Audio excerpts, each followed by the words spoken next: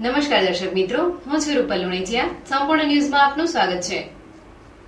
જોઈએ આજના મુખ્ય સમાચાર. મોંઘવારીનો માર સહન કરતી પ્રજા માટે ચૂંટણી સમયે સારા સમાચાર. પેટ્રોલ લીટરે 70 પૈસા સસ્તું થતા ખુશાલી. મહેસૂલ મંત્રી આનંદીબેન પટેલે બનાસકાંઠામાં 3 મહિલા સભાઓ ભજવી. કોંગ્રેસ ઉપર કર્યા આકરા પ્રહાર. પાલનપુર ખાતે આનંદીબેનનો ખુલ્લી ચીપમાં યોજાયો રોડ શો. જુઓ સંપૂર્ણ ન્યૂઝનો ચૂંટણીલક્ષી સંપૂર્ણ રાજનીતિ કાર્યક્રમ. ભાજપ, કોંગ્રેસ અને આમ આદમી પાર્ટીનો ચૂંટણી મંત્ર. સંપૂર્ણ ન્યૂઝ આપની આંગળીના ટેરવે. ઇન્ટરનેટ ઉપર સંપૂર્ણ ન્યૂઝ જોવા લોગઇન કરો www.youtube.com/સંપૂર્ણ. જોઈએ સમાચારો વિગતવાર. લોકલ ટેક્સ સિવાય પેટ્રોલની કિંમતમાં 70 પૈસાનો ઘટાડો કરવામાં આવ્યો છે. આ મહિનાની અંદર પેટ્રોલની કિંમતમાં બીજી વખત ઘટાડો કરવામાં આવ્યો છે. અમેરિકી ડોલર સામે રૂપિયો મજબૂત બનતા તેલની આયાત સસ્તી બની છે, જેનાથી પેટ્રોલની કિંમતમાં ફરી ઘટાડો કરવામાં આવ્યો છે. અમદાવાદ સહિત ગુજરાતના જુદા જુદા શહેરોમાં આ ઘટાડો 88 પૈસાનો રહેશે. 70 પૈસાનો ઘટાડો લોકલ ટેક્સ અને વેટ સિવાય કરવામાં આવ્યો છે. પરંતુ ગુજરાતમાં 18 પૈસાનો વેટ ગણવામાં આવે તો અમદાવાદમાં ભાવ ઘટીને હવે લીટર દીઠ ₹75.1 થશે, જ્યારે વડોદરામાં ₹75.14 ના ભાવ સામે ₹76.26 લઈ જશે. ભાવમાં ઘટાડાને તાત્કાલિક ધોરણે અમલી બનાવવામાં આવ્યો છે. જોકે ડોલર સામે રૂપિયો મજબૂત બની રહ્યો છે, જેના લીધે પેટ્રોલની કિંમત ઘટી રહી છે. ડીઝલની કિંમતમાં કોઈ ફેરફાર કરવામાં આવ્યો નથી, કારણ કે ઓઇલ કંપનીઓ રેટના સુધારા કરી રહી છે. સરકારે જૂન 2010માં તેના અંકુશમાંથી પેટ્રોલની કિંમતોને મુક્ત કરી હતી. ત્યારબાદથી ઓઇલ કંપનીઓ દર મહિને 1 અને 16મી તારીખે રેટમાં સુધારો કરે છે. ડીઝલ માટે સરકારે ગયા વર્ષે જાન્યુઆરી મહિનામાં એવો નિર્ણય કર્યો હતો કે ઓઇલ કંપનીઓને રેટમાં વધારો કરવાની મંજૂરી આપવામાં આવે. 50 પૈસા સુધી વધારો કરવાની મંજૂરી આપવામાં આવી હતી. યાત્રાધામ અંબાજીથી મંગળવારે બપોરે યાત્રિકો ભરીને અમદાવાદ તરફ જઈ રહેલી એક ખાનગી લક્ઝરી બસ એકાએક ભયજનક ત્રિશુળિયા ઘાટ ઉપર પલટી ગઈ હતી. આ અકસ્માતમાં કુલ 27 મુસાફરો ગંભીર ઇજાગ્રસ્ત થતા તમામને દાંતા રેફરલ અને ત્યાંથી વધુ સારવાર અર્થે પાલનપુર ખસેડવામાં આવ્યા હતા. આ અકસ્માતને પગલે સમગ્ર પંથકમાં અરેરાટી પ્રસરી ગઈ હતી. અંબાજીથી પૂનમના દર્શન કરી અમદાવાદ અને પાટણ તરફના યાત્રિકો ખાનગી લક્ઝરી બસ નંબર JJ1VV 9954 દ્વારા મંગળવારે બપોરના સુમારે વતનની વાટ પકડી હતી.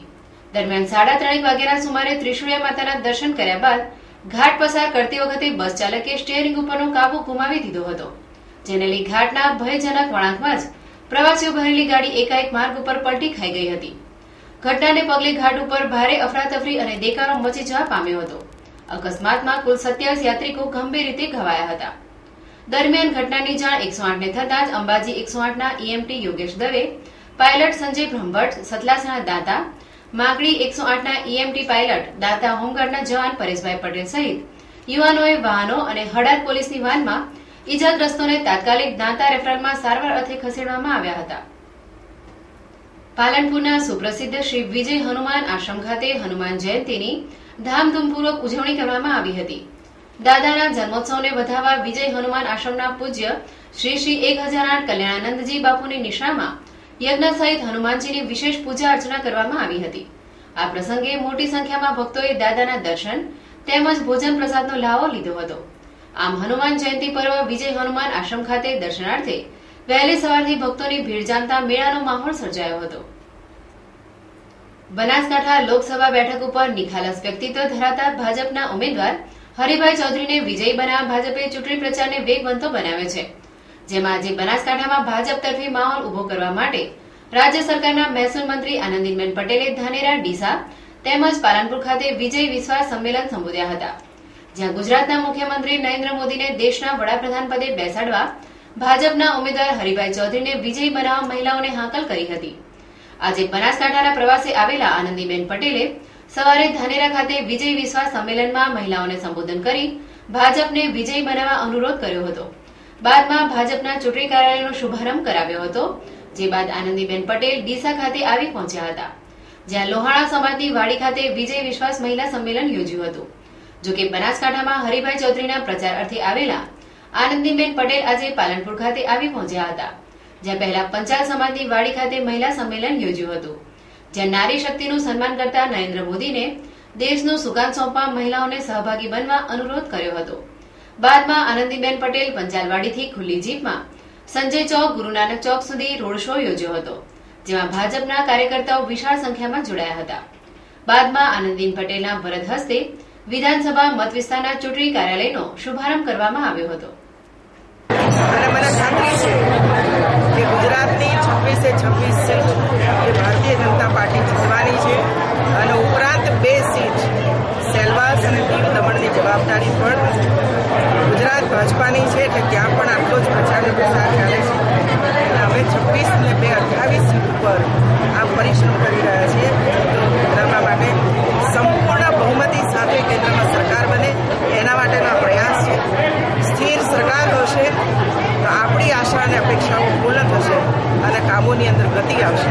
અને એટલા માટે હું ગુજરાતના પ્રજાજનોને પણ વિનંતી કરું છું, મતદારોને વિનંતી કરું છું કે આપણે પ્રચંડ મતદાન કરીએ અને કેન્દ્રમાં સંપૂર્ણ બહુમતી આવે એ માટેનો પ્રયાસ કરીએ.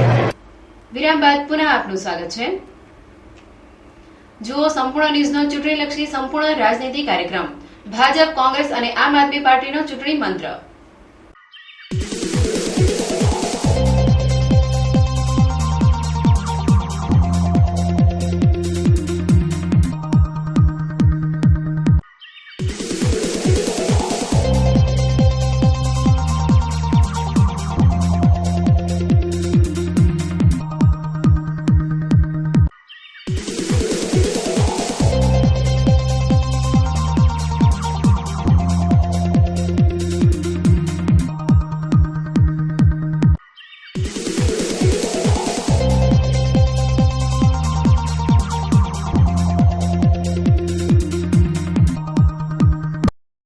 નમસ્કાર દર્શક મિત્રો, સંપૂર્ણ ન્યૂઝ ચેનલમાં આપનું હાર્દિક સ્વાગત છે.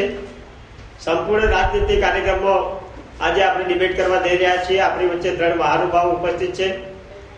જિલ્લા ભાજપના મહામંત્રી ભાઈ શ્રી હિતેશભાઈ ચૌધરી, આપણી વચ્ચે કોંગ્રેસના પ્રવક્તા અને મહામંત્રી ડાભરાજીભાઈ રાજગોર અને આમ આદમી પાર્ટીના સંયોજક ભાઈ શ્રી હિદાયતુલ્લાભાઈ પરમાર, ત્રણેયનું હાર્દિક સ્વાગત છે.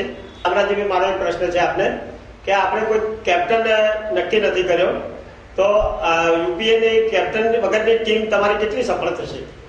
સૌ પ્રથમ તો સંપૂર્ણ ચેનલમાં આ ડિબેટ કરવા માટેની તક આપવા બદલ રશ્મિભાઈનો ખૂબ ખૂબ આભાર. તમને એક વાતની ખાતરી આપું કે આ દેશને લોકશાહી કોંગ્રેસે અપાવી છે અને કોંગ્રેસ પાર્ટી લોકશાહીમાં માને છે અને લોકશાહીમાં લોકો વડે લોકો પ્રતિનિધિ ચૂંટી અને બહુમતી સાબિત કરે, પછી એ બહુમતીના ચૂંટાયેલા સભ્યોમાંથી સેનાપતિ નિમાય વડાપ્રધાનનું નામ નક્કી થાય. એ પદ્ધતિને વર્ષોથી કોંગ્રેસ અનુસરે છે. માટે કેપ્ટન વાળી વાત એ બોગસ વાત છે, માત્ર ભ્રામક પ્રચાર છે. હવે હું ભાજપના હિતેશભાઈને પ્રશ્ન પૂછીશ કે ભાજપે નરેન્દ્ર મોદીને પીએમ પદના ઉમેદવાર નક્કી કર્યા છે, પરંતુ 272 પ્લસ નહીં થાય તો તમે વડાપ્રધાન બદલશો કે પછી નરેન્દ્રભાઈને જ બનાવશો? ભારતીય જનતા પાર્ટીની નીતિ સ્પષ્ટ છે. ભારતીય જનતા પાર્ટીના વડાપ્રધાન પદના ઉમેદવાર નરેન્દ્રભાઈ મોદી છે. ભારતીય જનતા પાર્ટીનું સ્પષ્ટપણે માનવું છે કે ભારતીય જનતા પાર્ટી અને તેના સાથી પક્ષો એનડીએ સ્પષ્ટપણે સંપૂર્ણ બહુમત મેળવશે. હમણાં જ ઓપિનિયન પોલના જે રિઝલ્ટ આવ્યા એમાં પણ છેલ્લા રિઝલ્ટો આવ્યા છે એમાં ભારતીય જનતા પાર્ટી તેમજ એના સાથી પક્ષો 272 પ્લસનો આંકડો ક્રોસ કરી જાય છે એ પ્રકારના ઓપિનિયન પોલ પણ આવ્યા છે. એટલે આ પ્રકારનો કોઈ પ્રશ્ન જ ઉપસ્થિત થવાનો નથી, બદલવાની કોઈ વાત જ નથી. હવે હું આમ આદમી પાર્ટીને પૂછીશ કે કલ્પના 12ની જ્યારે દિલ્હીમાં વિધાનસભાની ચૂંટણી લડ્યા ત્યારે અરવિંદ કેજરીવાલે 28 સીટો મેળવી હતી. હવે એ જે તમને જે સીટો મળેલી એના પછી તમે જે સીએમ પદ તમને જયારે મળ્યું એમાં તમે ઉડા ઉતર્યા અને તમે સીએમ પદને ઠોકર મારી અને જયારે પીએમ પદ માટે નીકળ્યા છો ત્યારે તમને કેટલી સફળતા મળશે? સૌ પ્રથમ તો અમે સત્તાની લાલચ માટે તો અહીંયા આવ્યા નથી. આ એ રાજનીતિ નહીં પણ એ એક ક્રાંતિકારી ચળવળ છે. અરવિંદ કેજરીવાલજી પોતે પણ સ્વીકાર્યું છે અને એમને પણ પોતાની ભૂલ સ્વીકારીને બહુ મોટી વસ્તુ છે. એમને પણ છેલ્લે હમણાં 3-4 દિવસમાં ભૂલ સ્વીકારી છે કે મેં સીએમ પદ થોડું ઉતાવળમાં પબ્લિકની રાય વગર છોડી દીધું હતું. અને પીએમ બનવું એ તો લોકશાહીની ઢબે બનશે. આમાં પહેલેથી કોઈ પાર્ટી કે કોઈ પક્ષો નક્કી કરતા નથી હોતા. એ તો પાર્ટી જ્યારે ત્યારે બી. પણ એક વસ્તુ ચોક્કસ કહીશ કે આ વખતે લોકસભાના ચૂંટણીમાં આમ આદમી પાર્ટીના સપોર્ટ વગર કોઈ સરકાર બનાવી શકશે નહીં.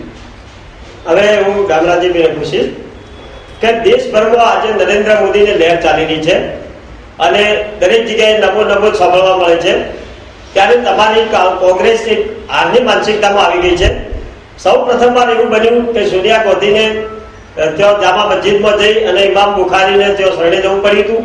તો શું તમને લાગે છે કે તમે આ વખતે બહુમતી મેળવશો? કિરીટભાઈ, સંપૂર્ણપણે લહેરવાળી માત્ર ને માત્ર ભારતના ન્યૂઝ ચેનલ અને મીડિયા આધારિત લહેર છે.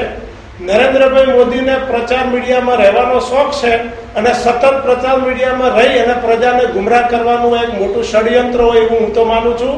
આ દેશમાં સંપૂર્ણ રાજ્યોમાં અને સંપૂર્ણ પ્રજા એ કોંગ્રેસને ઈચ્છે છે.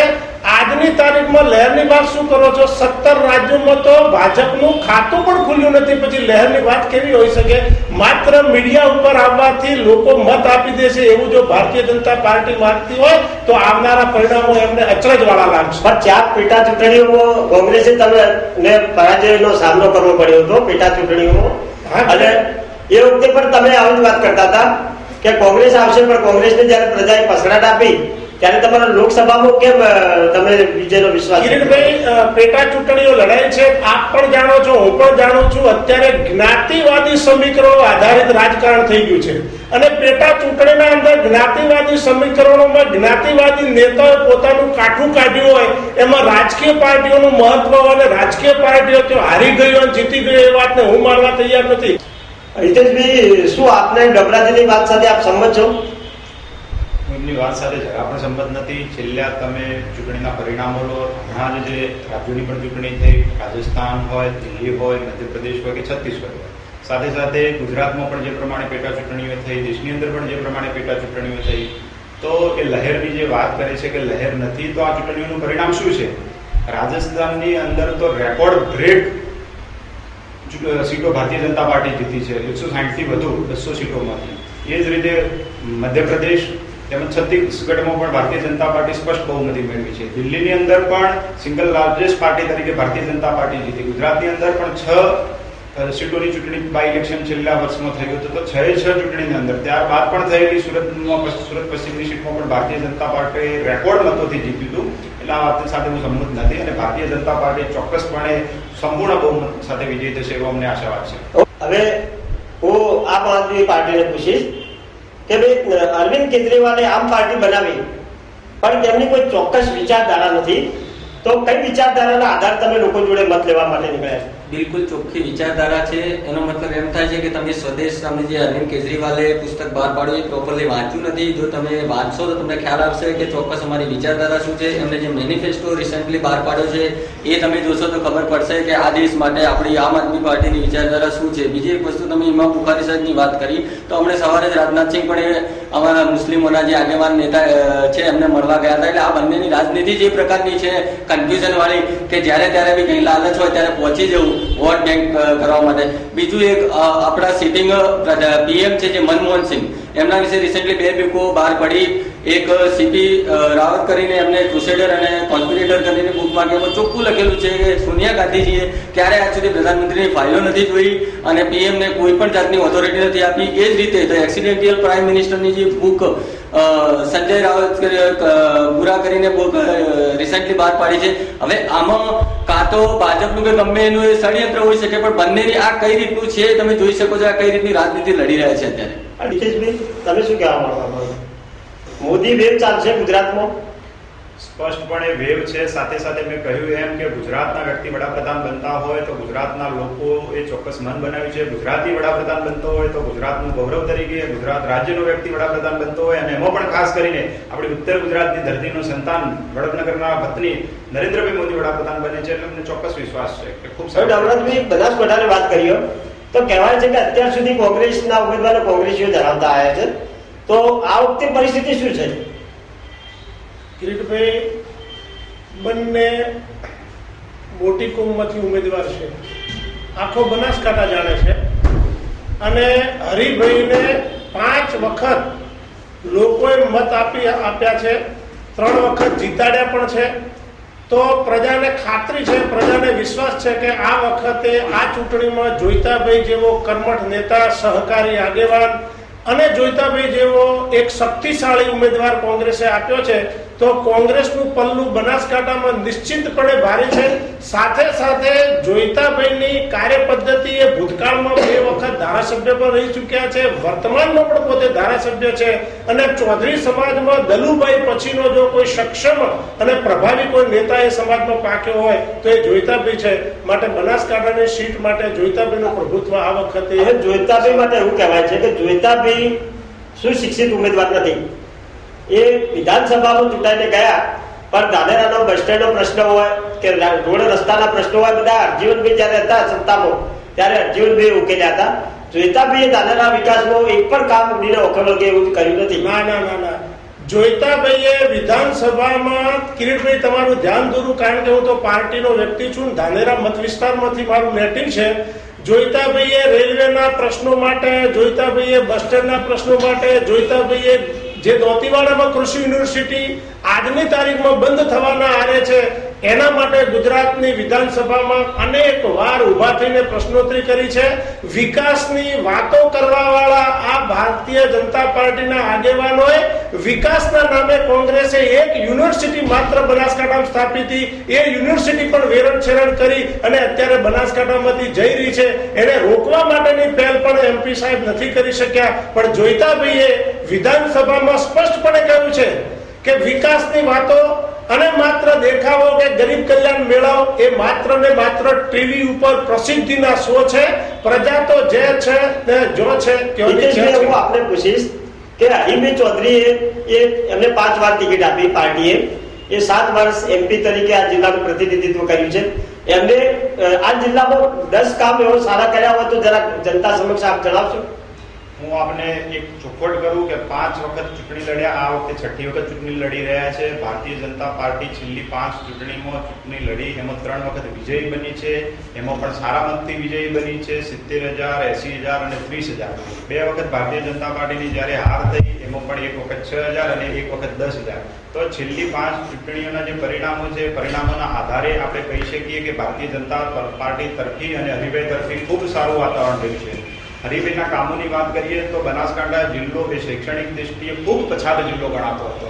તો જ્યારે સાંસદ બન્યા ત્યારે સૌથી પહેલું એમને એક મોટું જે ભગીરથ કામ ઉપાડ્યું એ શિક્ષણ ક્ષેત્રનું કામ ઉપાડ્યું હતું. એમને પોતાની મોટા ભાગની ગ્રાન્ટો શિક્ષણ ક્ષેત્રે આપી હતી. અત્યારે હાઈસ્કૂલોની વાત હોય તો જે 10 વર્ષ પહેલા જે સ્કૂલો હતી એ સ્કૂલોની અંદર કેટલા ટકા વધારો થયો છે એ આપ જોશો તો ખ્યાલ આવશે. એટલે શિક્ષણની બાબતમાં ખૂબ મોટું હરીભાઈએ બનાસકાંઠાના પ્રશ્નો પ્રત્યે ઉપેક્ષા રાખી છે. જેમ કે દોતીવાડા કૃષિ યુનિવર્સિટીના 2 ભાગ થઈ ગયા, પાણી પુરવઠા કચેરી, સિંચાઈની કચેરી એ અન્યત્ર ખસેડાઈ ગઈ. આ એસટી ડિવિઝન પણ મહેસાણા ખસેડવાનો હિચાલ છે. તો હરીભાઈએ બનાસકાંઠાના પ્રશ્નો પ્રત્યે કેમ ઉદાસીનતા છે? યુનિવર્સિટી અહીંથી જઈ રહી છે કે યુનિવર્સિટીના ભાગ પડ્યા છે એ વાત તદ્દન ખોટી છે. દાંતીવાડા યુનિવર્સિટી અહીં જ છે. એની હોર્ટિકલ્ચર કોલેજની જે કોંગ્રેસના મિત્રોએ પ્રશ્ન ઉઠાવ્યો તો હોર્ટિકલ્ચરની કોલેજ દાંતીવાડા યુનિવર્સિટીની અંદર જ છે, આજે પણ ચાલુ જ છે. આપ એ સ્પષ્ટપણે એની તપાસ કરો એક વખત. બીજું, સાથે સાથે યુનિવર્સિટીઓના ટુકડા કર્યા નથી. બીજી 3 યુનિવર્સિટીઓની સ્થાપના રાજ્ય સરકારે કરી છે. એક કૃષિ યુનિવર્સિટી હતી, એની સામે ગુજરાતની અંદર 4 કૃષિ યુનિવર્સિટીઓની સ્થાપના કરી છે. તો ટુકડા નથી કર્યા, નવી 3 યુનિવર્સિટીઓની સ્થાપના કરી છે. અહીંથી યુનિવર્સિટી જઈ રહી નથી. જે ભૂતકાળના વિદ્યાર્થીઓની જે સંખ્યા હતી એ સંખ્યા અને અત્યારની જે સંખ્યા છે એ સંખ્યા તમે જોશો તો પણ તમને ખ્યાલ આવશે કે કેમ્પસ ડાયરેક્ટરની જગ્યા વર્ષોથી ભરાતી નથી. અગાઉ ગિરીશભાઈ જગાડિયા હતા કેમ્પસ ડાયરેક્ટર. આવી મહત્વની પોસ્ટ કેમ ભરાતી નથી? કેમ્પસ ડાયરેક્ટર એટલે યુનિવર્સિટીના 4 અલગ અલગ કેમ્પસ હતા. એ વખતે કેમ્પસ ડાયરેક્ટરની જગ્યા હતી. અત્યારે વાઇસ ચાન્સલરની જગ્યા છે અને વાઇસ ચાન્સલર અત્યારે જ કાર્યરત છે.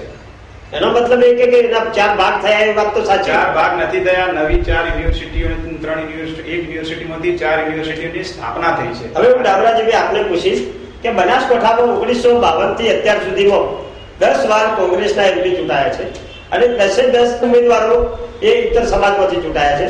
આજે પહેલી વાર કોંગ્રેસે ચૌધરી સમાજને ટિકિટ આપી છે, ત્યારે તમારી જીતની સંભાવના કેટલી?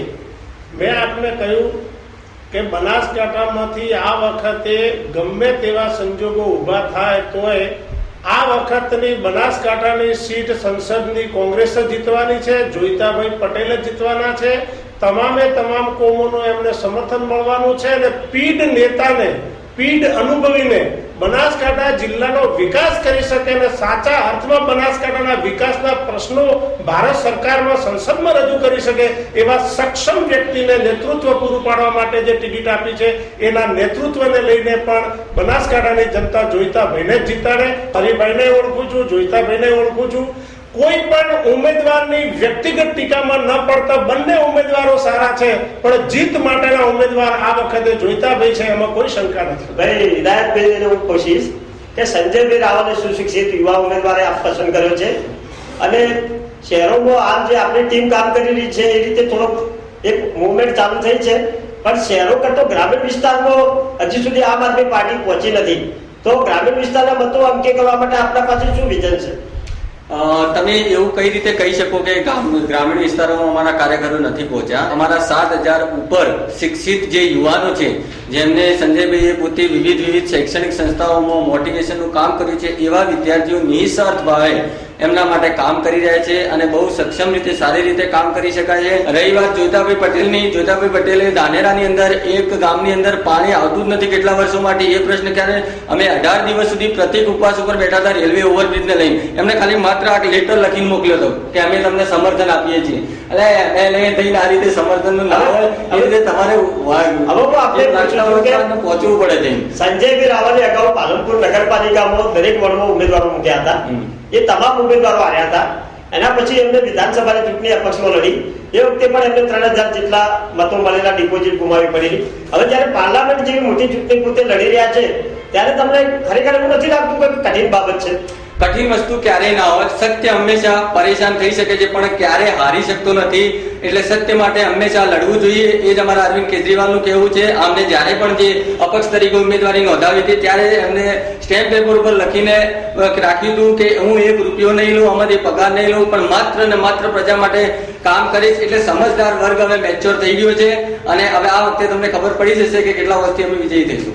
દામરાજી, બનાસકાંઠામાં કોંગ્રેસનું કોઈ નામો નિશાન નથી, સંગઠનનું નિશાન નથી. આજે સંગઠનમાં કોઈ એવો મજબૂત ઉમેદવાર એને જીતાડવા માટે કોઈ નેતા નથી, તો જોઈતાભાઈને કેવી રીતે ફાયદો થશે? કિરીટભાઈ, 125 વર્ષથી જે પાર્ટી કાર્યરત હોય, વર્ષો સુધી જેના આ જિલ્લામાં 10-10 MP ચૂંટણા હોય, એનું સંગઠન ન હોય એ વાતને હું માનવા તૈયાર નથી. ઠીક છે, સંગઠનમાં કોઈ વ્યક્તિ વિશેષમાં કોઈની વ્યક્તિ આપસી ગોટિયા ખેંચ છે કોંગ્રેસમાં ઘણા વર્ષોથી જોવા મળે છે. દરેક પાર્ટીના અંદર રાજકીય મહત્વાકાંક્ષા વાળા પુરુષો આવતા જ હોય છે, કોઈ ભજન મંડળી વાળા આવતા નથી. એટલે આપસી ટોટિયા ખેંચવાળી વાત તો ભાજપમાં હોય. આપ પાર્ટીનો જન્મ આજે થયો છે તો આજથી જ એમને ટોટિયા ખેંચવાનું ચાલુ થયું. એ ટીવી ઉપર તમે રોજ જુઓ છો.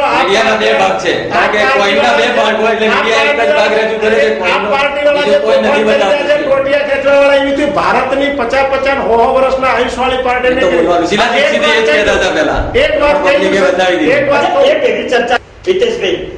બનાસકાંઠાની અંદર હરીફભાઈ ને એમપી તરીકે ચૂંટણી મોકલો અને જોઈતાભાઈ તો ધારાસભ્ય છે, એટલે આવી એક ચૌધરી સમાજનો, કારણ કે બંને ઉમેદવાર ચૌધરી સમાજના છે, એટલે આવી એક ચર્ચા ચાલે છે, એમાં સાચી શું સત્ય શું છે? કોઈ વાત મારા ધ્યાનમાં નથી કે સંસદ ધારાસભ્ય પણ ચાલુ છે, સંસદ ચાલુ રાખે એવી સમાજમાં વાત ચાલી છે, પણ એવું અમે ચોક્કસ ઈચ્છીએ છીએ ભારતીય જનતા પાર્ટીના કાર્યકર્તા તરીકે ધારાસભ્ય તરીકે ચાલુ રહે, અમારા સંસદ સભ્ય તરીકે ચાલુ રહે. સંગઠનની વાત કરવા માંગીશ. આપની વચ્ચે આપણે કોંગ્રેસને પ્રશ્ન પૂછ્યો તો પણ હું ભારતીય જનતા પાર્ટીના કાર્યકર્તા તરીકે જવાબ આપવા માંગીશ કે ભારતીય જનતા પાર્ટીના ઉમેદવાર સંગઠનની તાકાત ઉપર પણ અમે જીતશે એવો ચોક્કસ અમને વિશ્વાસ છે. સાથે સાથે નરેન્દ્રભાઈનો જે વેવ છે, ઉત્તર ગુજરાતની ધરતીના સંતાન છે, વડાપ્રધાન તરીકે એ ઉમેદવાર છે, અને ભારતીય જનતા પાર્ટીનું બનાસકાંઠાની અંદર જે સંગઠન છે એ સંગઠનની તાકાત ઉપર અમારો ચોક્કસ વિશ્વાસ થશે એની મને આશા છે. એટલે બે ઉમેદવારો વચ્ચે મેચ ફિક્સિંગ નથી ને? એ તો હવે આપ કિરીટભાઈ વચ્ચે કહી શકો છો કે મારે તો વચ્ચે કહું કે મારે આજ સુધી મેચ ફિક્સિંગ જ ચાલતી આવી છે. તમે અહીંયા લડો, અમે અહીંયા લડીએ, સામે બકરી ઉભી રાખો અને જીતી જાઓ શાંતિથી, અને મળી વાટીને બધું વેચી લઈએ. એક વાત ખૂબ અગત્યની છે કે આ ડિબેટમાં વેવ શબ્દ સતત આખા ભારતમાં અભ્યાસું છું, પણ વેવ કરતા હું એક વાત કહું છું ડિબેટથી બહાર જઈને કે આ ગુજરાત એ ભારતના ભ્રષ્ટાચારનું એપી સેન્ટર છે. પ્રમાણિકતાની વાતો કરવા વાળા નરેન્દ્રભાઈને પ્રશ્ન પૂછું છું કે રેશનિંગ કાર્ડ કઢાવવાથી માંડી અને રાજ્ય સરકાર સુધીના તમામે તમામ ક્ષેત્રોમાં એટલા મોટા પાયે ભ્રષ્ટાચાર ચાલે છે. હું સીધી લીટીના રાજકારણમાં પણ ભ્રષ્ટાચારના મુદ્દા ઉપર જ આ વખતે કોંગ્રેસ બીજેપીને જાકારો આપશે. કેટલાક લોકોએ ભ્રષ્ટાચાર કઈ રીતે કરવો અને ભ્રષ્ટાચાર કર્યા પછી પ્રમાણિકતાની વાતો કઈ રીતે કરવી એ ભાજપ પાસેથી ગુજરાતમાં શીખવું પડે.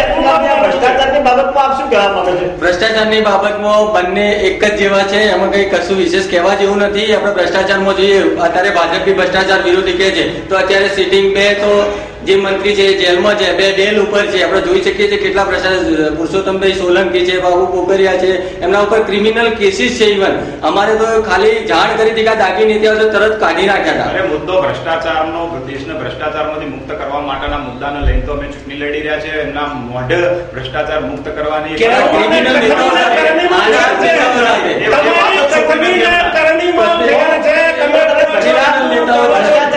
વાત કરો છો તો ભારતીય જનતા પાર્ટીએ ભ્રષ્ટાચારી યેદુરપ્પાને આપણી પાર્ટીમાં કેમ લીધા? ભારતીય જનતા પાર્ટીએ યેદુરપ્પાને પરત લીધા. એમના ઉપરના જે આરોપો સાબિત થયા નથી, એમના ઉપર આરોપો લાગ્યા હતા ફક્ત, અને એમને મુખ્યમંત્રી તરીકે રિઝાઇન આપી દીધું. ભારતીય જનતા પાર્ટીએ રિઝાઇન ઝારખંડની અંદર કામેશ્વર કરી અને 17 નક્સલીઓની હત્યા કરે છે, ક્રિમિનલ કેસીસ છે, એને સામે જીવતું જાગતું ઉદાહરણ છે. ભારતીય જનતા પાર્ટી કથનીને કરણીમાં ફેર છે. ત્રણેય ઉમેદવારો અમારા સ્ટુડિયોમાં હાજર રહ્યા અને આપનો સમય ફાળવ્યો બદલ તમને આભાર. તમારી પાર્ટી આગળ વધે એવી અમારી શુભેચ્છા.